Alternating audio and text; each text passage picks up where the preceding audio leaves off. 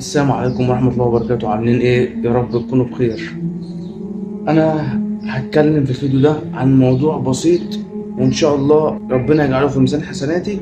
وانا في الفيديو ده والله ما رايد اي شيء غير انك تسمع الفيديو ده وتعمل بيه. موضوع اللي انا عايز اتكلم عليه ده موضوع الاستقامة، انك تبدأ ازاي في طريق ربنا سبحانه وتعالى.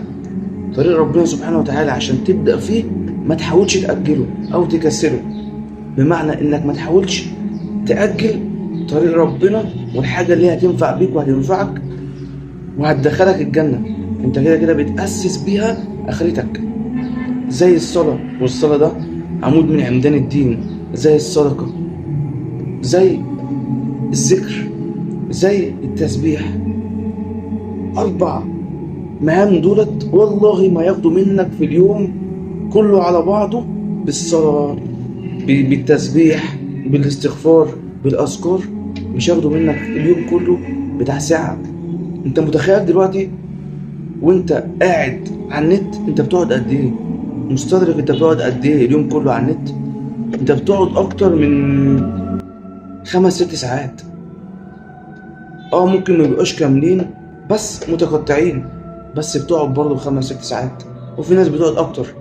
فانت كده بتضيع وقتك على الفاضي وبتضيع عمرك على حاجة مش هتستفاد بيها، الا طبعا لو انت كنت محتواك على السوشيال ميديا ليه هدف، زي تتعلم منه حاجة، بس في نفس الوقت برضو تبقى انت حاطط اساسيات دنيتك واساسيات اخرتك، اللي هي الصلاة، اللي هو العمود الدين. يا سيدي قد ال5 صلوات في وقتها مش هياخدوا منك حاجة خالص. واول طريق النجاح هو الصلاة، واول طريق النجاح بالاخص انك تصلي الصلاة في موعدها. تظبط نفسك كده على مواعيد الصلاة، انك تسمع الاذان تنزل تتوكل على الله، تنزل المسجد تصلي، او لو انت في مكان شركة او في مكان شغلك صلي انت والمجموعة اللي بتصلي. المهم ما تكسلش، المهم ما تقولش انا هبدأ بكرة، انا هبدأ بعد بعده، لا انا دلوقتي اصل انا في حاجة من جوايا بترجعني، اصل في حاجة بتلعب في دماغي بتقول لي لا، النفسية. كل ده عند ربنا مش هيبقى ليه اي عذر. ما تحاولش تسيب نفسك لنفسك او للشيطان، لان الشيطان كل هدفه انك تعصي ربنا. ولو سبت نفسك لنفسك، نفسك هتهلكك، نفسك دي هتوديك لشهوات الدنيا. فيبقى انت كده ضيعت نفسك بسبب انك بتقول لما ببتدي اصلي بحس ان انا مش مركز، بحس ان انا نفسيتي تعبانه من جوه، بحس ان انا عقلي مشغول. حاول تستعيذ من الشيطان الرجيم، وحاول تتوكل على الله وتقول لربنا يا رب خد بايدي لطريقك، وربنا ساعتها هيعينك. انت عايز ايه اكتر من كده؟ طالما انت فيك نفس يبقى مفيش حاجه تاخرك ومفيش حاجه تاجلك، لان اللي هتاجله دلوقتي هتتحاسب عليه بعد كده، وهتتحاسب عليه حساب ما بعده حساب. فما تحاولش تكسل نفسك على طريق ربنا. انا من ضمن الحاجات اللي انا سمعتها وشدتني واستغربت لها قوي قصة عن سيدنا عمر بن الخطاب رضي الله عنه وارضاه. وانت عارف سيدنا عمر بن الخطاب ده من كبار الصحابة ومن 10 مبشرين بالجنة، ومش محتاج اقول اكتر من كده. تخيل بقى حد من كبار الصحابة ومن 10 مبشرين بالجنة، بل ساعات كان بيقول كلام لرسول الله كان القرآن بينزل يصدقه. يعني ايه بينزل يصدقه؟ وحي كان بينزل يخليها آية في سورة، كلام سيدنا عمر بن الخطاب. والنبي قال لو كان جه النبي بعدي كان هيبقى سيدنا عمر بن الخطاب. طبعا انت دلوقتي هتيجي تقول لي طب دولت الصحابة ودولت أولياء الله الصالحين، ودولت من 10 مبشرين بالجنة، ودولت من الناس اللي اختصهم ربنا. ماشي، بس طالما انت موجود في الحياة انت بإيدك ان شاء الله تبقى جزء منهم، بإيدك ان شاء الله تتعلم طالما فيك نفس، بإيدك تكمل. بل بالعكس الناس دي كانت حياتها أصعب من حياتنا بكتير. انت حياتك دلوقتي فيها رفاهية وفيها ترفيه.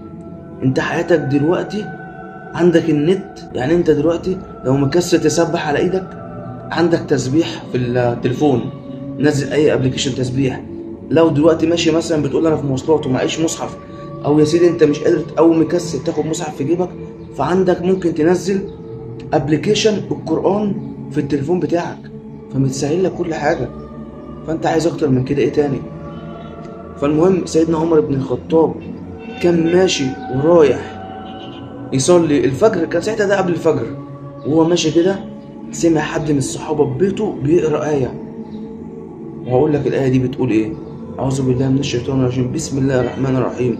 والطور وكتاب مسطور في رك منشور والبيت المعمور والسقف المرفوع والبحر المسجور إن عذاب ربك لواقع ما له من دافع. تخيل سيدنا عمر بن الخطاب اللي أنا بقول لك عليه من العشرة المبشرين بالجنة سمع الآية دي، يعمل إيه؟ وهو ماشي كان على الدبة بتاعته راح يصلي الفجر، سمعها وقع أغمى عليه. ده بل بالعكس قعد 30 يوم شهر كامل عيان في البيت وهو عارف الآية، يعني مش أول مرة يسمعها. بص الناس دي ليها حال مع ربنا سبحانه وتعالى، انت ليه مش عايز يبقى ليك حال مع ربنا سبحانه وتعالى؟ ابدأ يا أخي واعمل وكمل. وانت لما تبدأ في طريق ربنا وتمشي في طريق ربنا، هل انت كده مش هتنجح؟ والله هتنجح، وهتبقى من أنجح الناس، وهتبقى من أحسن الناس نماذج. بس يا ريت الرسالة تكون وصلت، ويا رب يكون الفيديو ده خفيف كده، وإن شاء الله الناس تتعلم منه. والسلام عليكم ورحمة الله وبركاته.